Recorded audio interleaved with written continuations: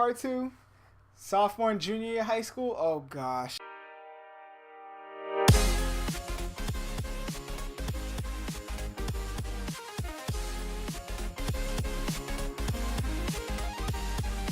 What's going on, guys? Justin here, back again with a part two for my high school life. You guys asked for how my high school experience was, how everything was, so here is part two, my sophomore and junior years of high school. Something that I did not bring up in part one was the fact that I was actually in a relationship when I got to high school. I had a girlfriend when I came into high school. Her and I started going out a week or two before I graduated middle school. Our relationship was just, to say it was dramatic is an understatement. To think, when we started dating, I was 14, she was 13. And it looked like how love and hip hop is now.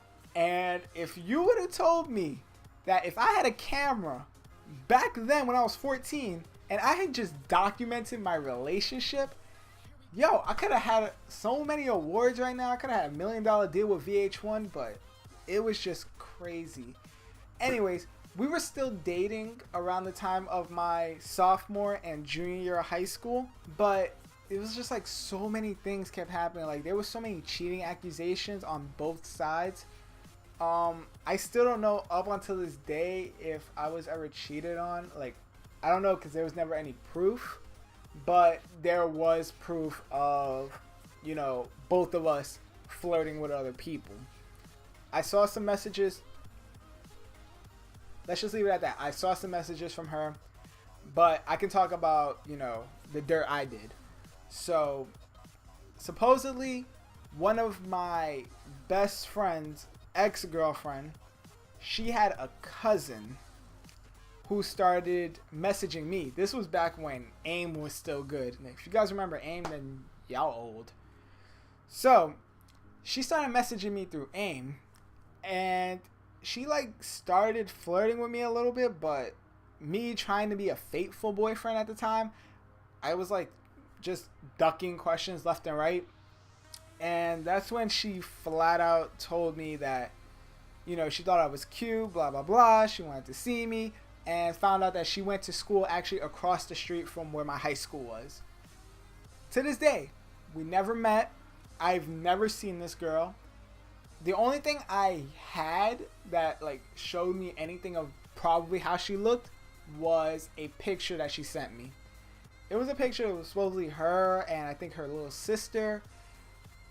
I don't know if I was getting catfish back then, so I just like never met the girl. Like I never went anywhere like she wanted to meet up at, because I was scared that either this is a trap set by my girlfriend to prove that I'm a cheater, or this is like some catfish stunt. But yeah, that's like my love life sophomore year. Like it was really a triangle and drama. The only other thing that I can tell you guys about that happened sophomore year was just work wise. So I got out of the job with Sandler O'Neill. I went to the work study department and told them I don't want to work in finance anymore, or business basically. And they honored like what I said. Like they really, well, from what I thought, they took serious what I wanted, and they changed my workplace for my sophomore year to New York Historical Society, which is a museum here in New York City. When I tell you guys I loved that job, like it was just insane. Like from the minute I went there, they gave me my ID and they told me I could get into any museum exhibit, any museum for free in the city. All I had to do was bring that ID. What I did in that job, I worked in the education department, so I was mostly in charge of keeping records from schools together and planning exhibits for children and teachers to come and, you know, see the exhibits, see how everything was in the museum. And there was like so many benefits to that job. For one thing, I did not have to wear a tie to that job. I would go in there wearing my tie, wearing like the button-down shirt and everything, because that was the dress code in my school. And my supervisor would tell me, take off the tie, take off that top button, relax. You're going to be here till 5 o'clock. You might as well be comfortable. And then they'll give me a list of exhibits that I had to make sure were up. They said, go upstairs, go to where all the exhibits are. You can listen to music. So I had my headphones on top of my ears. They were kind of like these. So I was like this the whole time. And just make sure all the exhibits are there. They had some of the most impressive stuff. Like, oh my gosh. I can't describe it for two reasons. One, I'm just really excited about that job. Like, I really miss it to this day. And two, it was sophomore year of high school. I was like 15, so there's not really much I remember. But what I do remember is that after Christmas break, not to my knowledge, because I was never told of this, my school actually moved me from that job that I loved so much to go work for Suisse, which is an international bank. I went from extremely happy in my job to back to being miserable where I worked. I was in the recruiting department this time, so I was basically like a scout, but just for business. I had to like find executives who were leaving their previous positions at their previous companies and try to bring them into Credit Suisse.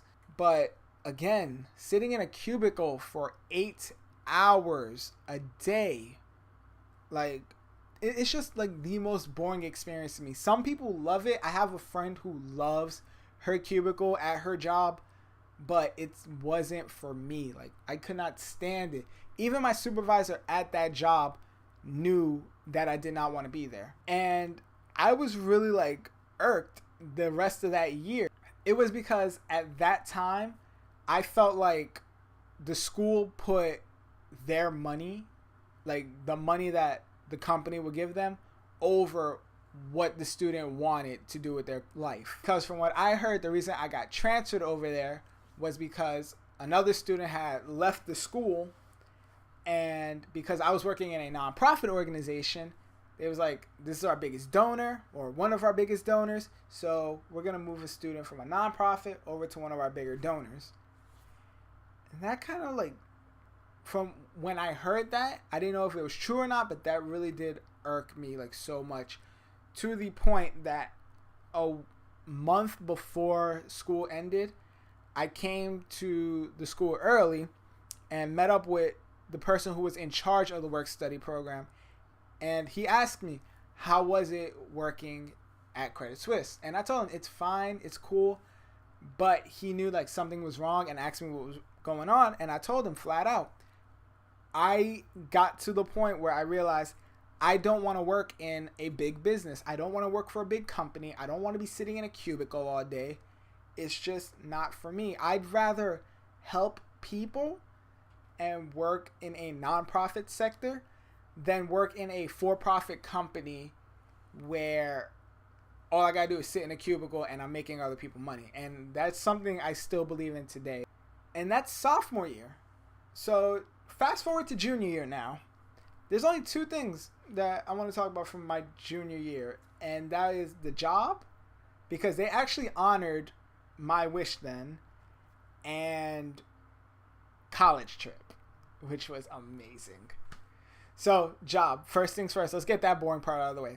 So, I worked in Lot Residence my junior year, which is a assisted living center for the elderly. Right up my alley. It's community-based. It's a small place. I didn't have to travel far from the school. Again, it wasn't as fun as the museum job, but it was interesting because in the morning, I had to help the elderly out with their workout. I had to work in the wellness office where I kept track of like all their health records, which was like a lot of confidential stuff. Then for about like 4 hours a day, I would literally just cut checks, which was like the most relaxing and yet boring part of the entire day. But I got that boring part out of the way. Let's get to the college trip, which was literally the most fun part of my junior year. What my school does every year for the juniors is that they'll pick a city and they will take the juniors, split them up. Guys will go to one area, girls will go to another, just to explore different types of colleges. Girls went to Albany, upstate New York, and the guys went to Philadelphia, Pennsylvania. Oh, I just hit my desk. Philadelphia, Philly. As a Giants fan, that was like, oh my God, I gotta go to Philly? But I've never been there before, so I was really excited. You have a junior class of maybe 50, 60 students, and you're splitting up in half basically, and they still got these big coach buses for us. Like, never mind having our own seat on the bus. Yo, we had our own rows. Each student had their own row on the bus. The school surprised us the first night because not only, did we get a hotel where we only had to stay with like 2 other people, so it was 3 in each room. There was 4 in each room. And they surprised us because they got us 76ers tickets. Now, we all know the Sixers suck, but you're giving us free tickets to an NBA game, so we took advantage of that. We got back from the game, came back to our hotel room, and that's when the craziness began. The guys in my class love to prank each other. Like, I mean, love pranking each other. Like, it's insane the stuff we did. So, from the minute we got to the hotel room, this was like when we first checked in, the prankster that I told you guys about back in my freshman year, he barged into my room and used our bathroom. I thought, he just took a dump in our bathroom and that was it. And I thought nothing of it because it was like, that's like a small prank. It's nothing really to me. But later on that night, one of the guys I was sharing the room with walked into the bathroom and he yells out to us like, yo, what's this water on the floor? And then he screamed out of nowhere like, this is not water! It turns out the guy pissed on our bathroom floor. He pissed on the bathroom floor, and the worst part about it was the guy who walked in the bathroom was barefoot when he walked in. So he was like barefoot in piss and just like ran out into the room and into the hallway. And I thought, being in that room that we were safe, but there was just pranks going on everywhere. Like one of my classmates, he fell asleep. They sprayed whipped cream all over him and his bed.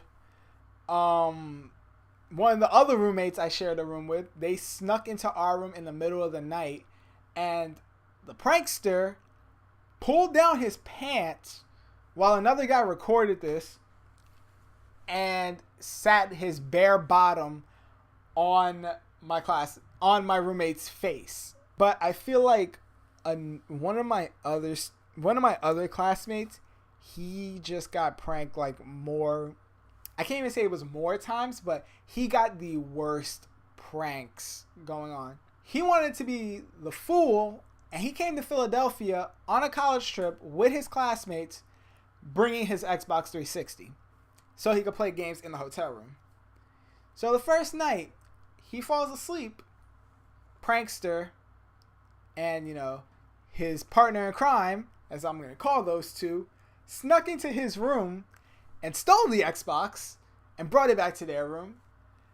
Next morning, he was freaking out, like did not know where his Xbox was, knocking on everybody's door, banging on everybody's door, figuring out where his Xbox was. Come to find out, it's like 3 doors down. But that's nothing compared to what happened when we visited one of the colleges.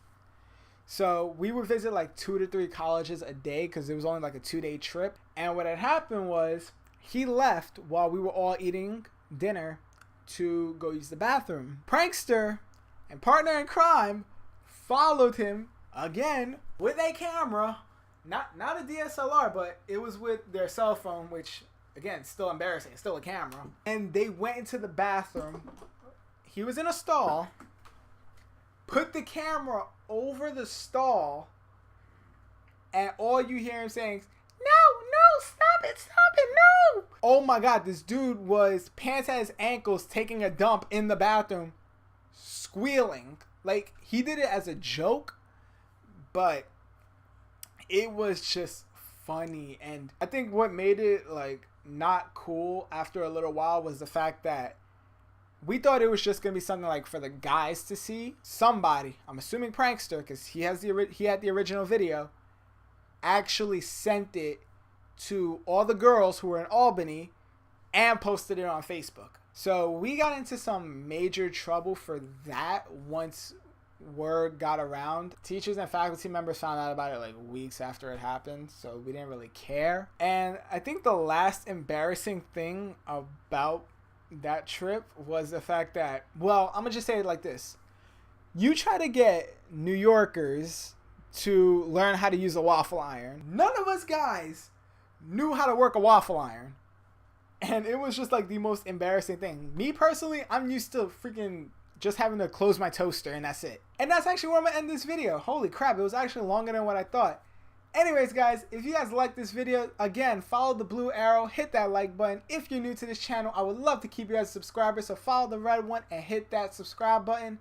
If you guys want to check out part 1 of my high school life, as well as other videos I've done on the channel, they will be up somewhere next to me. And also links to my social media accounts are on the bottom.